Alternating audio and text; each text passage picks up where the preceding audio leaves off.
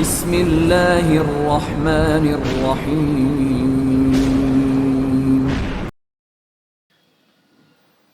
भेद, असरार से भरा एक हैरत अंगेज नावल। बहरहाल, जिस तरह वो दीवार से दूसरी तरफ पहुंचे थे, इस तरफ वो वसी मैदान था, लेकिन किसी कदर ढलान में था। आसपास कोई ऐसी जगह नहीं थी जिसकी आड़ लेकर आगे बढ़ा जाए। मजबूरन इसी रास्ते पर आगे बढ़ना पड़ा। लेकिन कुछ ही दूर गए होंगे कि फिजा में सीटियों की आवाजें उभरने लगीं। ये सीटियां मुंह से बजाती जा रही थी। भागो, गर्शक बोला और तीनों भागने लगे। लेकिन अचानक ही पीछे से गोलियां चलने लगीं और बेशुमार चिंगारियां इनके जिस्मों को छूती हुई गुजर गईं। बहरहाल, खौफ इंसानी फितरत का एक हिस्सा है। कामरान भी कुछ लम्हे के लिए तो बदहवास हो गया, लेकिन फिर इसने अपने आप को संभाला। गोलियां जिस तरह अचानक चली थीं और इनके करीब से गुजरी थीं, इससे कोई हादसा भी हो सकता था, लेकिन खैरियत ही रही। इसके साथ साथ ही पीछे से इंसानी आवाजें भी सुनाई देने लगी। वो लोग चीखते धाड़ते हुए इनका ताकुब कर रहे थे और गोलियां बरसा रहे थे। लेट जाओ, नीचे लेट जाओ, अचानक दर्शक ने कहा। और वाकई इस मुसलसल चलने वाली गोलियों से बचने के लिए ये जरूरी था कि सब जमीन बोस हो जाएं। बाकी बातें तो बात की हैं, लेकिन इस वक्त इनके जिस्म इन गोलियों से छलनी हो सकते थे।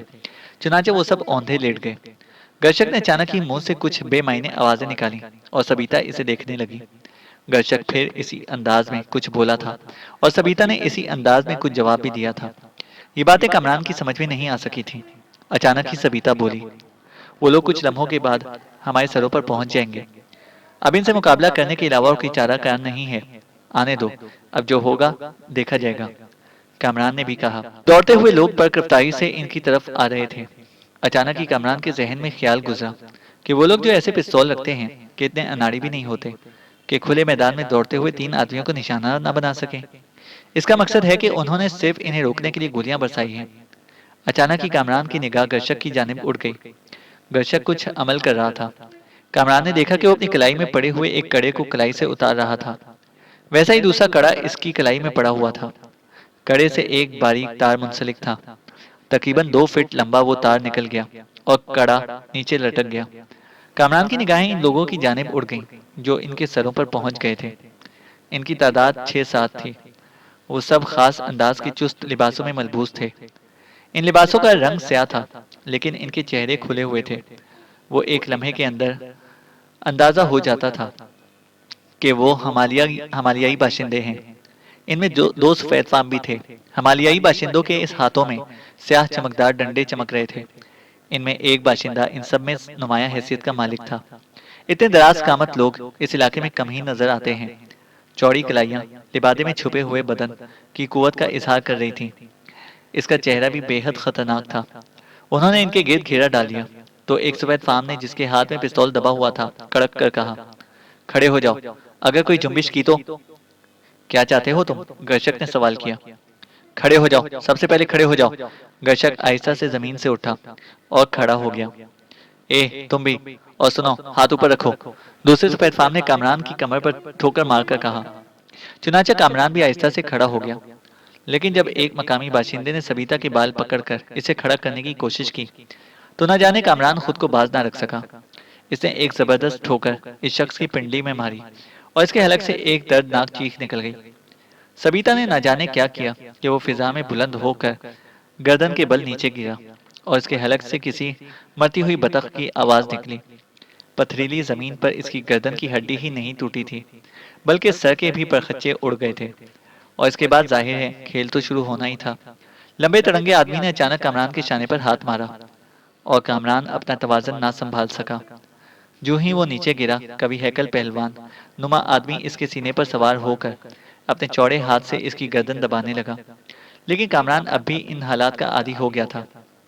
चुनाचा इसने उकुब से दोनों पांव उठाकर इसकी कनपट्टियों पर दे मारे, जिसकी बिना पर इसकी गर्दन आजाद हो गई।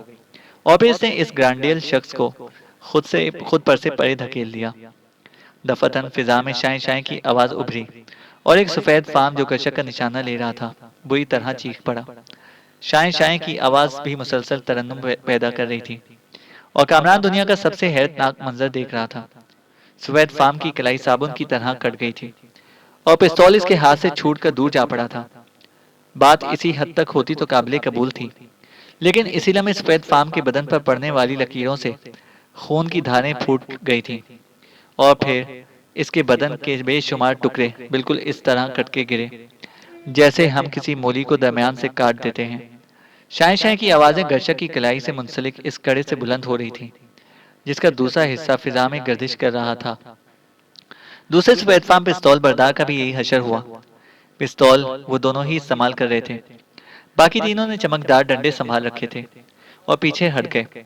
जमीन पर गिरे हुए कवि हैकल शख्स ने किसी मेंढक की तरह जमीन पर हाथ पांव टिकाकर कामरान पर छलांग लगाई। वो कामरान को उठने नहीं देना चाहता था, लेकिन कामरान भी अभी गाफिल नहीं हुआ था। इसने अपनी जगह छोड़ दी और इसकी छलांग खाली गई, लेकिन इस कमबख्त ने एक लम्हे रुके बगैर दूसरी तरफ छलांग लगाई। बेहद खौफनाक अंदाज था उसका।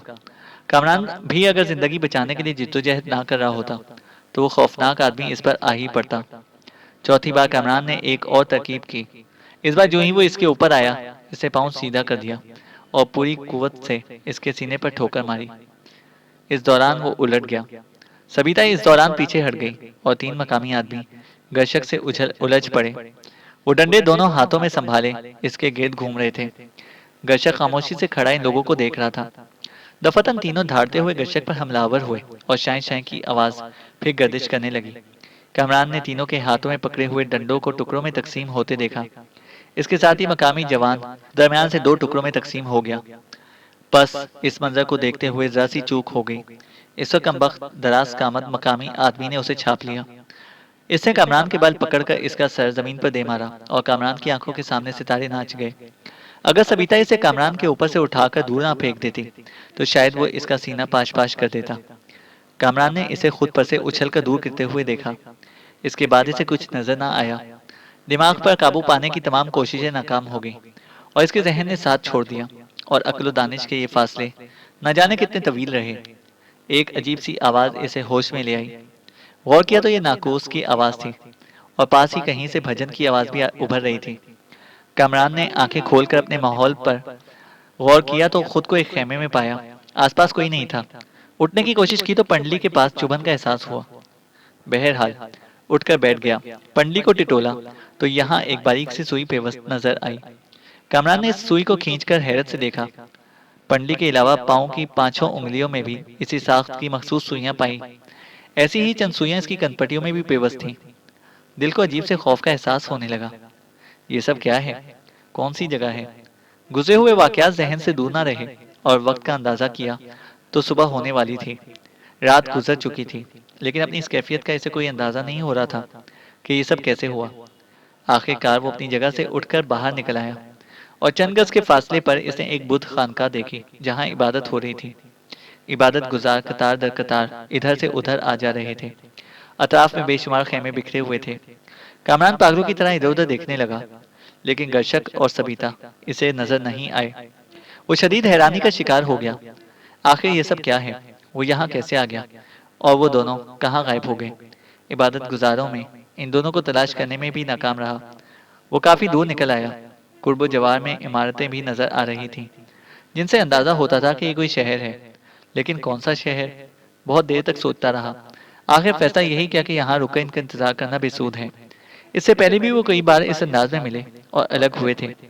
इनके बारे में तो ये भी नहीं कहा जा सकता था कि रात को इनका क्या हशर हुआ, लेकिन सवाल ये पैदा होता है कि इसे यहाँ लाया कि कैसे लाया गया।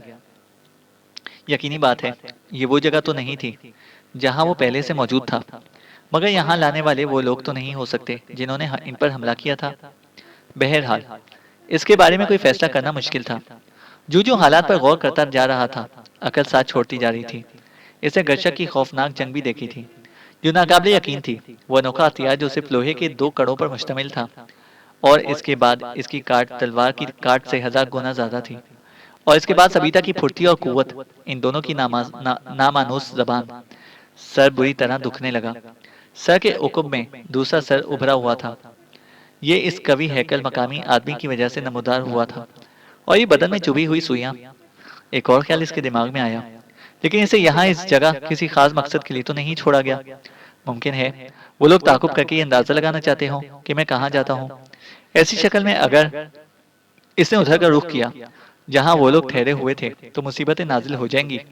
बहरहाल बड़ी अनोखी कैफियत थी। और इस वक्त और सही मायनों में वो लम्हात थे जब किसी भी सिलसिले में फैसला करना मुश्किल होता है। और फिर अचानक ही एक नाम जहन में उभरा, शायको। शायको बहुत सी मुश्किलों का हल बन सकता था और इसकी रिहाइश का कामरान के लिए काफी महफूज साबित हो सकती थी। खासतौर से इन लम्हात में अगर कोई कामरान के ताकुब में है तो भी शायको की रिहाइश का इसके लिए भी दिलचस्प हो सकती है। इस ख्याल से कामरान के होंठों पर मुस्कुराहट आ गई और इसने तेज रफ्तारी से इन इमारतों की जानिब कदम बढ़ा दिए जो ज्यादा दूर नहीं थी। थोड़ी देर के बाद इसे एक चौड़ी सड़क नजर आई और इसे इमारतों को पहचान लिया। जो कोई भी इसे यहाँ तक ले आया था इसने काफी मेहनत की थी। बहरहाल थोड़ी दूर पहुंचने के बाद इसे टैक्सी मिल गई और टैक्सी ने इसे शायको की रिहाइशगाह पर उतार दिया। शायको दर हकीकत मार्शल आर्ट से बड़ी वाकफियत रखता था और यहाँ इसका अपना इदारा मौजूद था और इसे कामरान को भी दावत दी थी कि अगर कभी इसे वक्त मिले तो वो इसके टेम्पल में आए। इस वक्त भी टेम्पल में के बड़े हॉल में शायको अपने शागिर्दों को तरबियत दे रहा था। इसके अतराफ में दो उम्र रसीदा लोग बैठे हुए थे। इसे देखकर शायको एकदम उठ खड़ा हुआ। आहा तुम, मैं तुम्हें यकीन दिलाता हूँ कि मुझे इस बात की तो उम्मीद थी। किस बात की? कामरान ने पूछा। यही कि तुम यहाँ जरूर आओगे, शायको बोला। क्या वाकई? कामरान बोला। हाँ। चलो ठीक है, मैं तुम्हारी उम्मीद पर पूरा उतरा। मुझे खुशी है, कामरान ने कहा। आओ अंदर चलें। वैसे सब खैरियत है ना? तुम्हारे हालात से ना जाने क्यों मुझे बेपनाह दिलचस्पी पैदा हो गई है। आओ। शायको इसे साथ लिए हुए एक कमरे में दाखिल हो गया। फिर बोला, अच्छा ये बताओ क्या पियोगे? कुछ भी पिला दो, बल्कि खिला भी दो, कामरान ने कहा। ठीक है, इससे कहा और एक नौजवान को बुलाकर इसे खाने पीने की चीजें लाने के लिए कह दिया।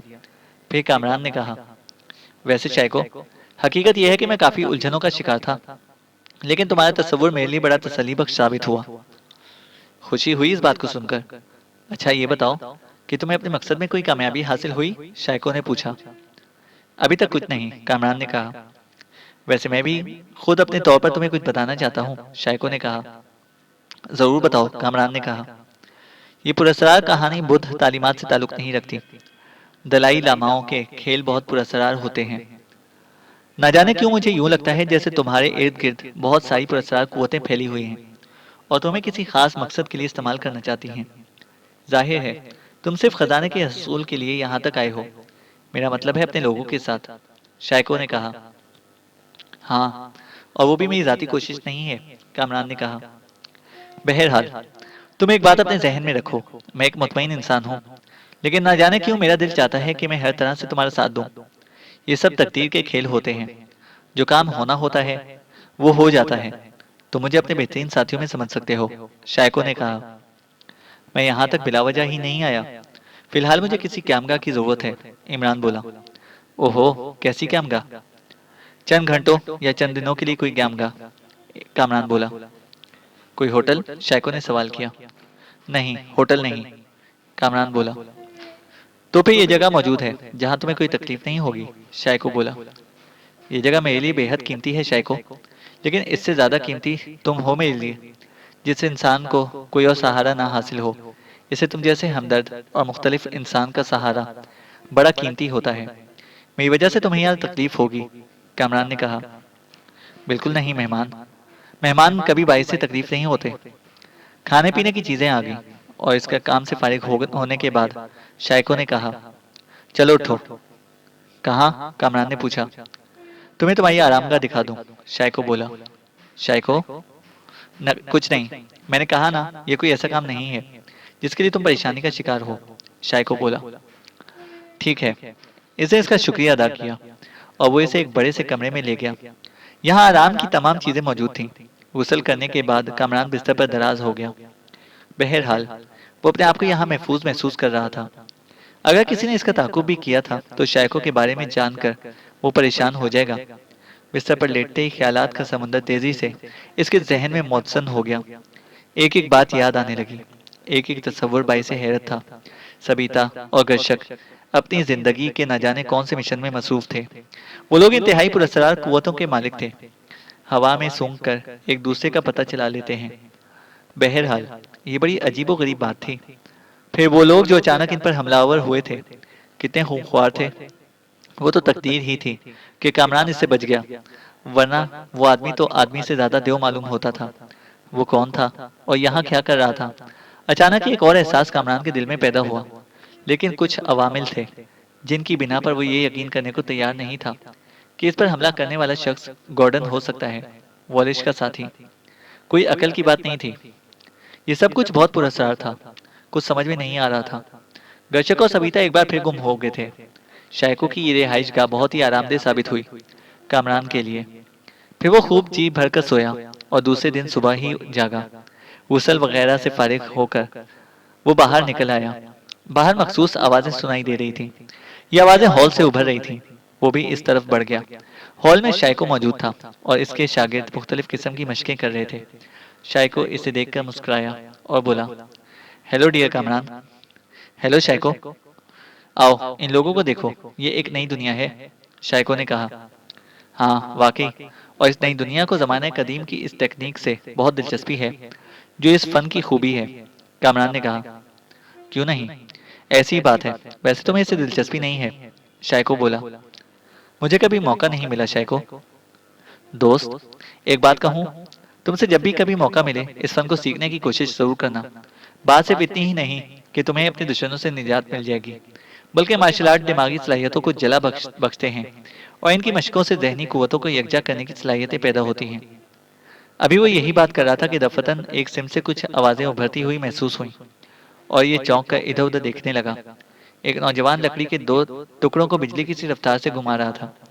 ये दोनों टुकड़े एक जंजीर से एक दूसरे से मुंसलिक थे और आवाजें यहीं से उभर रही थीं। एक लम्हे के अंदर अंदर वो लम्हात ताज़ा हो गए जिनमें गशक ने कड़े और तार की मदद से इंसानों को साबुन की तरह काट कर रख दिया था। वो इन नौजवानों को लकड़ी के दो टुकड़े घुमाते हुए देखता रहा। इसके मुंह से बेख्तियार निकला, ये क्या है? कहाँ? शायको ने पूछा। वही जो लड़का घुमा रहा है और जिससे आवाजें पैदा हो रही हैं, कामरान ने पूछा। वो ननचक्कू है, शायको ने बताया। क्या काम है इसका? जिस शख्स के हाथों में हो वो 20 दुश्मनों के सरों के टुकड़े उड़ा सकता है इस हथियार की मदद से, शायको ने कहा। इसकी कोई और शक्ल भी होती है? कामरान ने पूछा। यह अपनी मर्जी पर मुनहसिर है, शायको ने बताया। क्या मतलब? हर माहिर अपने तर्ज के हथियार ही ईजाद करता है और इसके अमल में महारत हासिल करता है। इससे गोल लट्टू भी इस्तेमाल होते हैं और नुकीले सितारे भी, शायको ने कहा। क्या इसे गोल कड़ों की शक्ल में भी इस्तेमाल किया जाता है? कामरान ने पूछा। कड़े? शायको ने सवाल किया। हाँ, दो ऐसे फौलादी कड़े कड़े जो एक हाथ की कलाई में पड़े हों और इनमें से एक कड़ा उतार लिया जाए और वो किसी ऐसे बारीक तार से मुंसलिक हो जो नजर भी ना आता हो। फिर वो कड़ा शाय शाय की आवाज के साथ फिजा में गूंजे और सामने खड़े हुए शख्स के बदन से खून की धारें फूट निकले और हवा का कोई तेज झोंका इसके जिस्म के हिस्सों को कई टुकड़ों में तकसीम कर दे। शाय को पहले वो बदल कर कामरान की तरफ देखने लगा। इसकी आंखों में इश्तियाक था। उसने कहा, क्या तुमने ऐसा कोई मुजाहिरा देखा है? हाँ, एक बार, कामरान ने फौरन ही मोहतात रवैया इख्तियार किया। कहाँ? कब?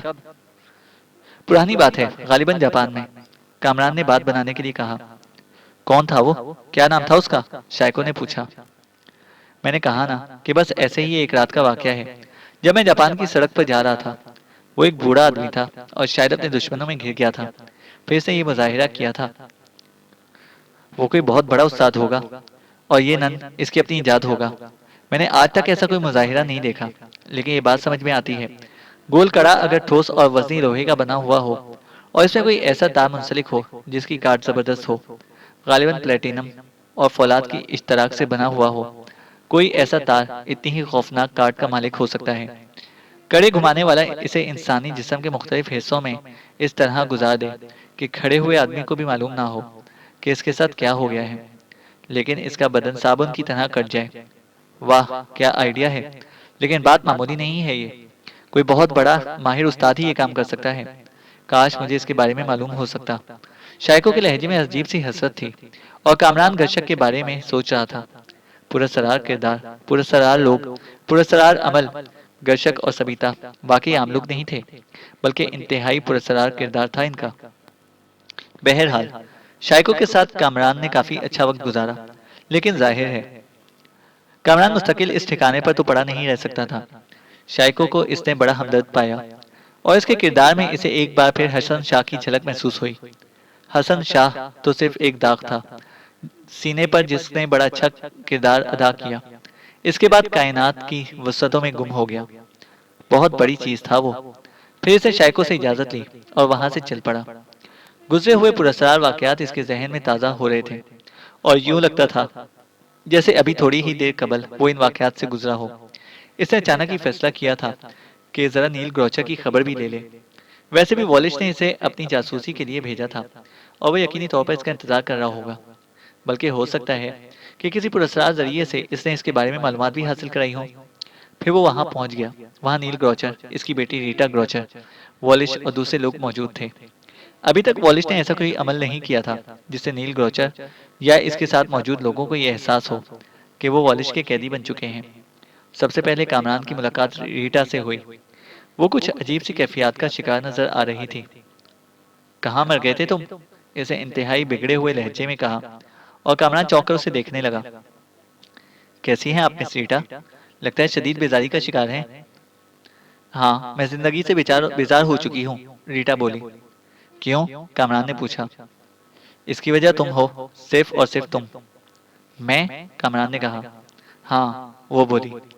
वो क्यों? मत सवाल करो मुझसे। कोई मत सवाल करो, रीटा ने कहा और इसी वक्त नील ग्रोचर इनकी आवाज सुनकर बाहर आ गया। ओह तुम कहाँ गायब हो गए थे भाई? ये गलत बात है। ठीक है, तुम हम में से नहीं हो, ना हमारे ग्रोह में शामिल हो, लेकिन कुछ इस तरह तुम हम में दाखिल हो गए हो कि अजनबी नहीं लगते। आओ बैठो। डैडी, क्या कहते हैं अब आप इसके बारे में? रीटा ने झिंझिलाए हुए लहजे में कहा।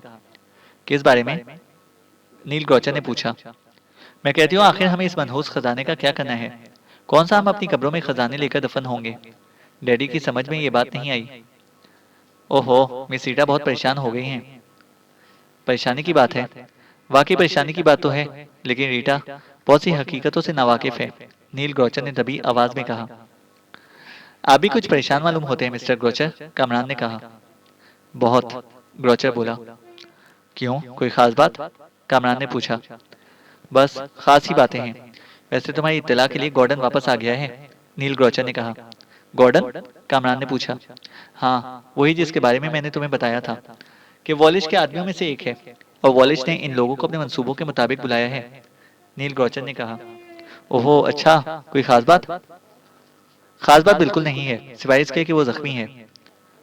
जख्मी? कामरान ने पूछा। हाँ। कैसे जख्मी हुआ? मैं नहीं जानता, नील ग्रोचर ने कहा। गुड, बड़ी अजीब बात है, कामरान ने कहा। तुम ये बताओ कि क्या तुम नहीं जा रहे हो या यहीं रहोगे मेरे साथ? मैं आपके साथ हूँ मिस रीटा, बस थोड़े से वक्त के लिए चला गया था। कामरान के अल्फाज ने रीटा को किसी कदर नॉर्मल किया। बहरहाल वो बड़े उलझे हुए थे, मिस्टर नील ग्रोचर ने कहा। और मैं तुम्हें मिस्टर गॉर्डन को दिखाऊं।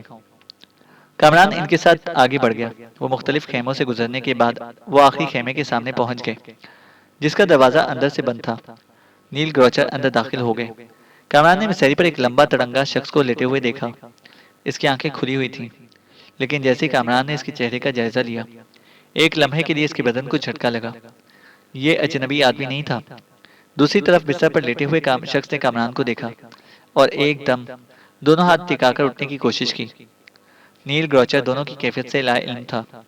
वो मिसहरी के पास पड़ी हुई कुर्सी पर बैठ गया और फिर से कामरान की तरफ देखकर कहा, मिस्टर कामरान, ये गॉर्डन है। लेकिन ना कामरान के जिस्म में जुम्बिश हुई और ना गॉर्डन के अंदाज में कोई तब्दीली हुई। दोनों एक दूसरे को देख रहे थे। कामरान ने अपने आप को संभाला और चंद कदम आगे बढ़कर गॉर्डन के करीब पहुंच गया। लंबा तड़ंगा आदमी जिसकी पेशानी पर पट्टी बंधी हुई थी, इसके बाजुओं और कंधों पर शदीद जख्म थे।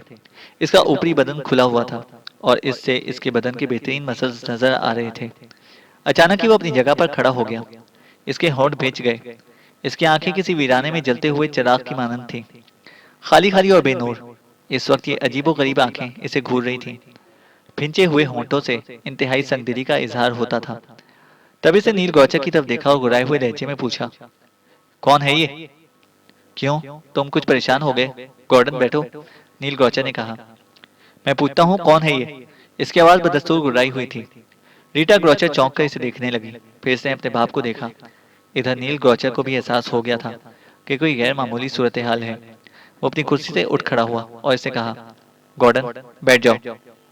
अभी नहीं, नील गौचर, अभी नहीं, तुम सामने से हटो। इसने इंतहाई सख्त लहजे में कहा और फिर आहिस्ता आहिस्ता कमरान की जानिब बढ़ने लगा। अब कमरान के पास इसके अलावा और कोई चारा ना था कि अपने आप को तैयार रखे। गॉर्डन इसके बिल्कुल करीब पहुंच गया था, इतना करीब कि इसका बदन कमरान के बदन को छूने लगा था। इसकी आंखें गोया कमरान के दिमाग की हड्डियां तोड़कर इसमें दाखिल होने की कोशिश कर रही थीं। बहरहाल कमरान ने इस शख्स को पहचान लिया था। चूंकि चांदनी रात में इसने इस तवीलुल कामत शख्स को अच्छी तरह देखा था, जो गर्शक के मद्दे मुकाबिल अपने साथियों के साथ आया था, और इसके बाद एक जबरदस्त जंग हुई थी। ये शख्स गर्शक के हाथ से बच गया था। बात की सूरत हाल चूंकि कामरान को मालूम नहीं थी, इसलिए वो नहीं कह सकता था कि ये किस तरह बचा। चूंकि गर्शक ऐसा नहीं था जो आसानी से इसे छोड़ देता। इन तमाम बातों के इजहार का कोई मौका नहीं था। कामरान ने नील गौचर की तरफ देखा और बोला, मिस्टर नील गौचर, ये मजाक मेरी समझ में नहीं आया। गॉर्डन, पीछे हटो। क्या मैं वॉलिस से तुम्हारी शिकायत करूं? मेरे मेहमान के साथ तुम किस तरह पेश आ रहे हो? नहीं मिस्टर नील गौचर, मुझे पहले इस आदमी से कुछ बात करने दो। सुनो, क्या तुम मुझे पहचानते हो? मैं भी तुमसे यही सवाल करूंगा। क्यों मिस्टर नील गौचर, क्या किसी से मुलाकात करने का यही तरीका है? जिस तरह ये मेरे सर पर मुसल्लत होने की कोशिश कर रहा है, इसका मैं कोई इंतजाम करूं? कामरान के लहजे में करख्तगी नील क्रॉचर ने भी महसूस की। रीटा जल्दी से आगे बढ़ी और इसने कामरान का बाजू पकड़कर पीछे घसीट लिया। सुनो कामरान, प्लीज मेरी बात तो सुनो। डैडी, क्या है ये सब कुछ? क्या बदतमीजी है? मैं कहता हूँ गॉर्डन। नील क्रॉचर एक बार फिर गॉर्डन की तरफ बढ़ा, लेकिन गॉर्डन ने नील क्रॉचर का बाजू पकड़कर इसे झटक दिया। इस वक्त मेरा रास्ता ना रोको मिस्टर नील क्रॉचर। इस शख्स ने मुझे जख्मी किया है। यही गर्शक का साथी था, यही था वो। मैं इसे अच्छी तरह पहचानता हूँ। क्या? नील गौचर का मुंह हैरत से फैल गया, लेकिन इसी वक्त रीटा आगे बढ़ी और दफतन इसने नील गौचर की जेब से रिवॉल्वर निकाल लिया। छोटा ऑटोमेटिक रिवॉल्वर इसने इसका रुख गॉर्डन की तरफ कर दिया और गुर्राई, पीछे हटो, वरना मैं तुम्हारे बदन में सुराख ही सुराख कर दूंगी। रीटा के चेहरे में दरिंदगी थी। गॉर्डन ने चौंक कर उसे देखा और दांत भेजकर नील गौचर से बोला, गोया मैं ये समझूं कि मैं दुश्मनों के दरमियान हूँ। तुम पागल हो गए हो गॉर्डन, ये मेरा दोस्त है, ये हमारा साथी है। कैसी फजूल बातें कर रहे हो तुम? तुम्हें गलत फहमी हुई है। नील गौचर ने कहा, मेरा नाम गॉर्डन है मिस्टर गौचर। मैं एक बार अगर किसी को देख लेता हूं तो मरते दम तक इसे नहीं भूल सकता, समझे तुम? मैंने इस शख्स को गर्शक के साथ देखा था और मैं पूरे एतमाद के साथ कहता हूं कि ये वही है। गॉर्डन बोलता रहा, ये एक फजूल बकवास है। भला इसका ताल्लुक गर्शक से कैसा? नील गौचर ने कहा और फिर कामरान की तरफ रुख करके बोला, मिस्टर कामरान, क्या तुम गर्शक से मिल चुके हो? मैं नहीं समझता मिस्टर नील गौचर, बल्कि मैं तो ये सोच रहा हूँ कि अब आपने पागलों की परवरिश भी शुरू कर दी है। कामरान बोला, अपनी जबान संभाल के कुत्ते। गॉर्डन ने दांत पीसकर कामरान की तरफ कदम बढ़ाए, लेकिन दूसरे ही लम्हे कामरान ने रीटा के हाथ से पिस्तौल लपक लिया और गॉर्डन की तरफ रुख करके बोला, और अगर इसके बाद तुमने कोई बदतमीजी करने की कोशिश की तो ये लड़की शायद तुम पर गोली ना चला सकती, लेकिन मैं। गॉर्डन रुक गया और बुरी तरह तिलमिला रहा था। नील ग्रोचर इसके आगे आया और इसके सीने पर दोनों हाथ रखकर उसे पीछे धकेलता हुआ बोला, अगर तुम्हें यही सलूक मेरे साथ करना था तो वॉलिस ने बिलावजह मुझे अपना साथी बनाया। ये मेहमानों से गुफ्तगू करने का तरीका नहीं है। पीछे हटो, अपनी मसहरी पर बैठो और साफ लहजे में बात करो। कामरान हमारा दोस्त है, वो हमें कोई गलत बात नहीं बताएगा। और अगर तुम समझते हो कि इस वक्त वो तुम्हारे सामने आया भी है, तो इस वक्त ये नहीं जानता होगा कि तुम कौन हो। नील ग्रोचर कहता चला गया। गॉर्डन ने एक लम्हे के लिए कुछ सोचा, फिर पीछे हटते हुए बोला, नहीं मिस्टर नील ग्रोचर, मैं अपने दुश्मनों को कभी माफ नहीं करता। इसकी वजह से 100% गलत फहमी हुई है तुम्हें। 100% गलत फहमी। यार तुम भी बोलो ना। कामरान, जवाब दो इस बात का, क्या किसी वक्त तुम इसे मिल चुके हो? बराए करम इसकी इस वक्त की कैफियत को माफ कर दो। आओ मुझे इस बात का जवाब दो। नील गौचर ने कहा, नहीं मिस्टर गौचर, मैंने इस शख्स को पहली बार देखा है। कामरान ने कहा, नामुमकिन, नामुमकिन। मैं फिर कहता हूँ मेरी आंखों ने धोखा नहीं खाया। ये वही शख्स है जो गर्शक के साथ था और जिसने मुझे जख्मी किया था। गॉर्डन ने कहा, मैं वापस जा रहा हूँ मिस्टर नील ग्रोचर। अगर आप इस पागल का दिमाग दुरुस्त करने में कामयाब हो जाएं, तो जब भी आप मुझे तलब करेंगे मैं हाजिर हो जाऊंगा। आओ रीटा, कामरान ने कहा और रीटा ने फौरन ही वापसी का रुख इख्तियार किया। नील ग्रोचर ने भी उन्हें रोकने की कोशिश नहीं की। कामरान रीटा के साथ बाहर निकल आया, लेकिन अब इसका जहन जलजलों की जद में था। इसका मतलब है कि गॉर्डन ने गर्शक को तलाश कर लिया और अब इसके बाद के हालात क्या होंगे, ये एक खतरनाक सूरत हाल होगी। गॉर्डन यकीनन इस बात पर इसरार करेगा कि इसकी आंखों ने धोखा नहीं खाया। खैर, कामरान मैदान छोड़कर भागने वालों में से नहीं था। गॉर्डन क्या, इसका बाप भी आ जाए, भला इसे क्या फिक्र हो सकती थी। अलबत्ता गॉर्डन को कत्ल करने की जरूरत पेश आ गई तो इसे फैसला किया कि वो देर नहीं करेगा। रीटा इसे साथ लिए अपने कमरे से बाहर आ गई। इसका चेहरा बुरी तरह बिगड़ा हुआ था। अपने कमरे में दाखिल होने के बाद इसने कामरान को मिसेरी पर बिठाया और बोली, वाकई अब हम लोग पागल हो गए हैं, हम वाकई पागल हो गए हैं। बराए करम इस वाक्य को जहन पर बोझ ना बनाना। मैं डैडी से बात करूंगी और इसके बाद मैं वादा करती हूँ कि अगर डैडी को ना संभाल सकी तो तुम्हें भी रोकने की कोशिश नहीं करूंगी। जो तुम्हारा दिल चाहे करना। इसके बाद मैं तुम पर से अपने नाम हकूक खत्म कर दूंगी। भला ये कोई बात हुई? डैडी तो पागल ही हो गए हैं, सनक गए हैं बिल्कुल। क्या करेंगे आखिर इन लोगों के दरमियान रहकर। वॉलिश एक खतरनाक आदमी है और गॉर्डन इसका दस्तेराज। हम लोगों की इनके दरमियान गुजर नहीं होगी। अच्छा ये बताओ कि क्या पिलाऊं तुम्हें? रीटा ने कहा।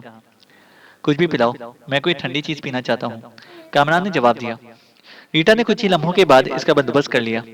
कुछ घूंट लेने के बाद वो बोली, मुझे अफसोस है, मेरी वजह से तुम्हारी इतनी बेइज्जती हो रही है। रीटा बोली। तुम्हारी वजह से? कामरान ने ताजुब से कहा। हाँ, कुछ भी कहो तुम। मैं जानती हूँ कि दिल के रास्ते दिल से ही शुरू होकर दिल पर खत्म होते हैं। सच बताओ, क्या तुम मेरे लिए यहाँ नहीं आए? कामरान ने गहरी सांस ली। पता नहीं कि क्या चीज होती हैं ये लड़कियां। ख्वाह मख्वाह की गलत फहमियों का शिकार अभी कोई और बात नहीं हुई थी कि नील ग्रोचर भी यहाँ पहुंच गया। भाई, जो कुछ तुम पी रहे हो वो मैं भी पीऊंगा। वैसे मैं तुमसे शर्मिंदा हूँ डियर कामरान, मगर मैंने गॉर्डन की तमाम गलत फहमी दूर कर दी है। वो बेवकूफ पता नहीं क्यों इस बात पर मुसिर है कि तुम ही वो शख्स हो जिसने इसे जख्मी किया है। वो ऐसी सूरत हाल से दो चार हुआ है कि इसका जहनी तवाज़ुन भी किसी कदर खराब हो गया है। शायद तुम्हें इसकी बात का यकीन ना आए कि इसके 5 ऐसे साथी मारे गए हैं जिनमें से 2 इसके अपने गहरे दोस्त और साथी थे और बाकी इसे यहाँ से इकट्ठा किए थे।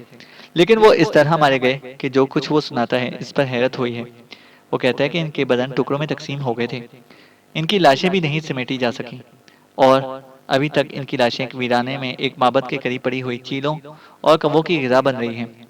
गॉर्डन ने जो कहानी सुनाई वो इंतहाई हैरतनाक है। बहरहाल, मैं तुमसे दरख्वास्त करता हूँ कि तुम इसकी गलत फहमी को माफ़ कर दो। मैंने इसे अच्छी तरह समझा दिया है कि वो कम अज़ कम तुम नहीं हो सकते। असल में जिस वक्त ये वाक़या पेश आया, रात थी, चांद की रोशनी भी तेज़ नहीं थी कि शक्लों को सही तरीके से पहचान लिया जाए। गॉर्डन को गलत फहमी हुई तुम्हारे बारे में। वो अब भी मुझसे यही सवाल कर रहा है कि इसे तुम्हारी शक्ल पहचानने में गलती नहीं हुई। लेकिन मैंने तुम्हारे बारे में इसे सारी तफसील बताकर इसे मुतमईन करने की कोशिश की है। बहरहाल, अब वो नॉर्मल है। मगर ताजुब की बात है, अगर इस पर यह पागलपन कुछ मजीद सवार रहता है तो आप खुद सोचिए कि क्या होता। मैं भी कम से कम अपना दिफा करने का हक तो रखता ही हूँ, कामरान ने कहा। इसकी नौबत में मैं भी नहीं आने देता। तुम इसे माफ कर दो।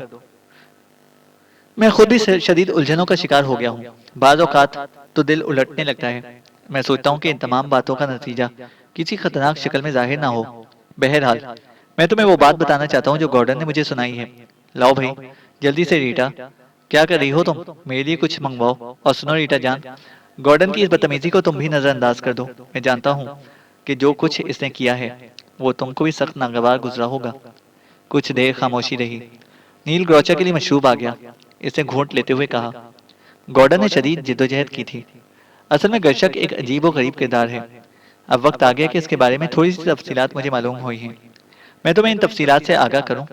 बस यूं समझ लो कि वॉलिश को गर्शक और कुछ और किरदारों की तलाश थी और इसने गॉर्डन की मदद से वो लोग तलाश कर लिए। गॉर्डन ने जहानत से काम लेते हुए गर्शक को इन खानकाहों में तलाश किया और इसे कामयाबी हासिल हो गई। इसके बयान के मुताबिक गर्शक एक खानकाह में था, लेकिन जब गॉर्डन इसका पता लगाता हुआ इस खानकाह में पहुंचा तो गर्शक ने वो जगह छोड़ दी। लेकिन गॉर्डन धर्म का पक्का था। इसने वो सारे रास्ते बंद कर दिए जिनके जरिए गर्शक यहाँ से निकल सकता था। वो लोग गर्शक के बारे में मालूमात हासिल करता रहा और इसके बाद इसे एक वीरान खानकाह का पता चला जो झील यानको के किनारे वाक़ है। 2 दिन कबल वो रात के वक्त इस खानकाह में पहुंचा। खानकाह में किसी की मौजूदगी का एहसास होता था, लेकिन वो शख्स कहाँ मौजूद था इसके बारे में वो मालूम नहीं कर सका। इस खानकाह से भी बाहर निकल आया, लेकिन इसके जहन में ये ख्याल आया कि यहाँ तहखाने वगैरह ना हों। इस बार इसकी कोशिश कामयाब हुई। इसने तहखाना तलाश कर लिया, लेकिन गर्शक को पता चल गया कि कोई चंद लम्हे कबल इस तहखाने में दाखिल हुआ है और फिर इसके बाद एक शदीद मुकाबला हुआ। ओह, कामरान के मुंह से निकल गया। गॉर्डन के बयान के मुताबिक इसके साथ एक लड़की और नौजवान भी था जिन्होंने इससे जंग की। गर्शक ने कोई हथियार इस्तेमाल किया और गॉर्डन के 5 साथियों को कत्ल कर दिया। नील ग्रोचर ने कहा। कत्ल? कामरान के मुंह से बेख्तियार निकला। हाँ, भयानक कत्ल। इनके जिस्मों के छोटे छोटे टुकड़े हो गए। वो हथियार की तरह इन्हें काटता हुआ गुजर गया, जिस तरह साबुन कटता है। गॉर्डन खुद भी शदीद जख्मी हुआ और बेहोश हो गया। यही चीज इसकी जिंदगी बचाने का बायस बनी। वो शायद इसे मुर्दा समझकर छोड़ गए, वरना गॉर्डन भी मारा जाता। कामरान के लिए ये बड़ी अजीब कहानी थी। इससे बड़े ताज्जुब भरे लहजे में कहा, वाकई अजीब बात है, लेकिन इससे ज्यादा अजीब बात यह है मिस्टर नील ग्रोचर कि आप खुद भी इन तमाम बातों के बारे में खासी तफसील जानते हैं। बज़ाहिर आप मुझसे बहुत ज्यादा मोहब्बत का इजहार करते हैं, लेकिन आपने मुझे इस बारे में कभी कुछ नहीं बताया। कामरान ने कहा, जितना थोड़ा बहुत बता चुका हूँ समझ लो, चंद बातें और ऐसी हैं जिनका मुझे इल्म हो गया, मगर इन्हें बताना बेकार है। तुम ये समझ लो कि इस ग्रुप के तमाम लोगों के रास्ते इस खजाने की तरफ जाते हैं, जिसकी कहानी का पता नहीं कि कहाँ से कहाँ पहुंची हुई है। नील ग्रोचर ने कहा। मिस्टर वॉलिश कहाँ हैं? कामरान ने पूछा। वो बस अपनी तगोदो में मसरूफ है, इस वक्त मौजूद नहीं है, नील ग्रोचर ने कहा। क्या इसे गॉर्डन के जख्मी होने की बात मालूम है? कामरान ने पूछा। कहाँ, इसके बाद से वो आया ही नहीं है। मैंने ही इसकी मरहम पट्टी वगैरह की है, नील ग्रोचर ने कहा। ताजुब की बात है, वाकई कहानी बहुत अजीब है, लेकिन पता नहीं इस बेवकूफ़ आदमी को इस सिलसिले में गलतफहमी क्यों हुई। बहरहाल मैं नहीं समझता कि इन हालात में अब मुझे यहाँ आपके पास रहना चाहिए। कामरान ने कहा। तुम हमारे साथ ही रहो, मैं तो तुमसे कहता हूँ कि अब तुम्हें कहीं जाना नहीं चाहिए, नील ग्रोचर ने कहा। ठीक है। इसी वक्त बाहर से इत्तला आई कि वॉलिश आ गया है और नील ग्रोचर को इसके कमरे में तलब करता है, जहाँ गॉर्डन मौजूद है। मैं जाता हूँ, मिलता हूँ इससे।